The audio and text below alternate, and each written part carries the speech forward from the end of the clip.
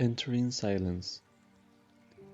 There are a number of techniques for approaching and entering silence used in both Eastern and Western spiritual disciplines or inner training. We shall concentrate upon one closely associated with the Western arts of transforming consciousness. This is twofold reflective silence, in which we begin by defining the sacred space, such as a room or undisturbed location. The silence begins with seeking outer silence, the traditional and hallowed technique of withdrawal from the noise and bustle of the consensual world. We find this withdrawal heavily emphasized in the mystery of Merlin, for he is described in the Vita as driven into the wildwood by grief and suffering at the loss of his people in a senseless battle. This withdrawal into nature is still found today when deeply shocked war veterans hide in the wilderness and refuse to relate to regular society.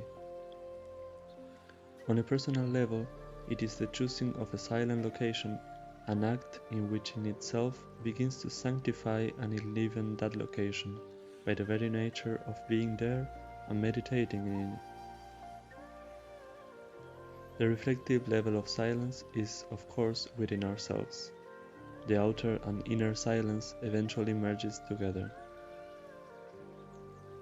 The method for seeking outer silence is simple and is based upon the concept of universal and individual spheres of fields of consciousness, energy, entity, and the directions of east or before, south or right, west or behind, north or left, above and below.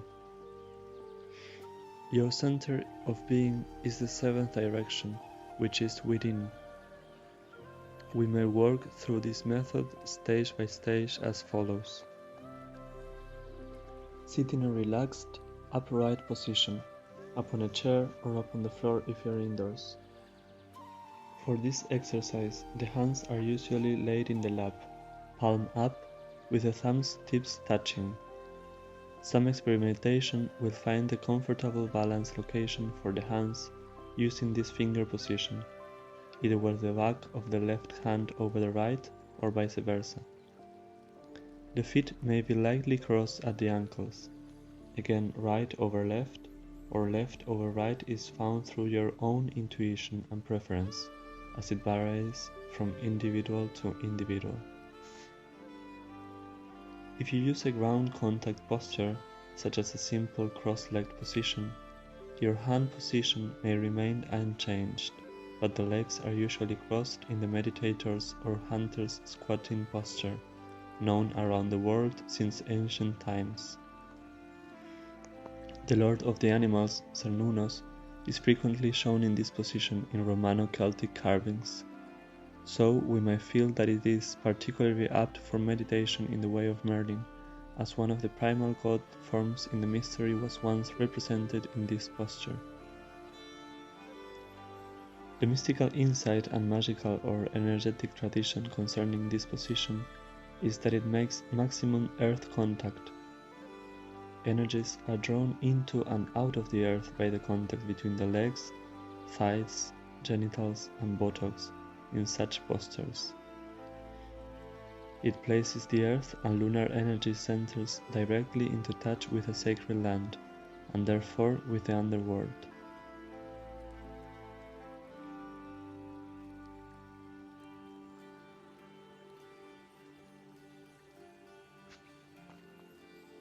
After a period of steady, calming breathing, with eyes closed, a brief visualization and definition of the sixth direction is made.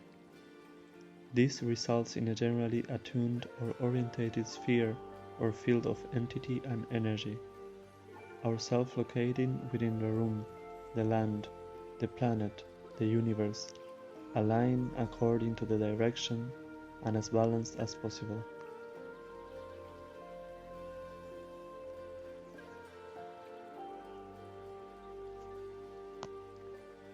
We now seek to still customary inner activity, having already stilled outer activity. This is undertaken by inwardly reducing your sense of time space, and energy. Seek to suspend your sense of the passage of time. Seek to suspend your sense of space. Seek to still all energies within yourself.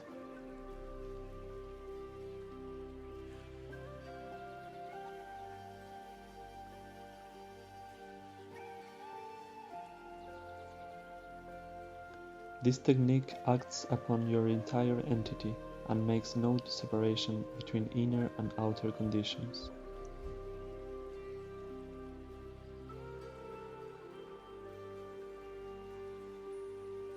The method is one of drawing inwards towards silence. As time is stilled, as space is withdrawn, and as energy ceases to interact, we pass deeper and deeper within towards our source of being. All that remains is quiet, steady breathing, the breath of life itself.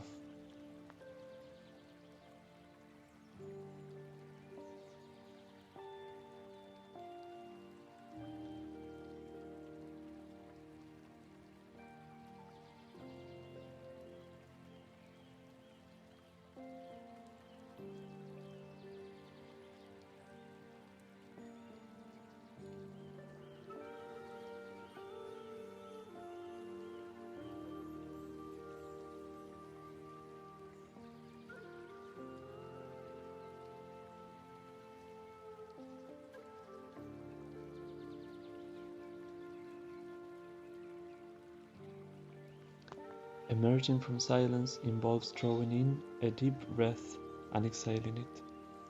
This first breath of air may then be uttered as 4 vowels, realigning the still sphere of being.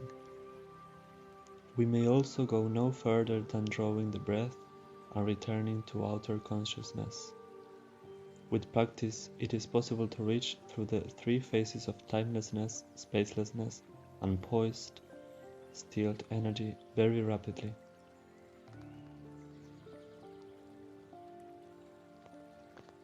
To begin with, entering silence requires patience and repeated simple practice. Strenuous effort will produce the opposite results to those required, and will trick the mind into many side alleys of trivial interaction. The secret is to approach the stillness, the silence, that is already within you, deep at the center of your being. That silence is the state of unbeing upon which our being is founded. The approach to silence creates relative conditions of stillness, peace, and poise. If we truly reached silence, we would pass into a state of existence that cannot be apprehended, for which we will reach universal poise, perfect stillness.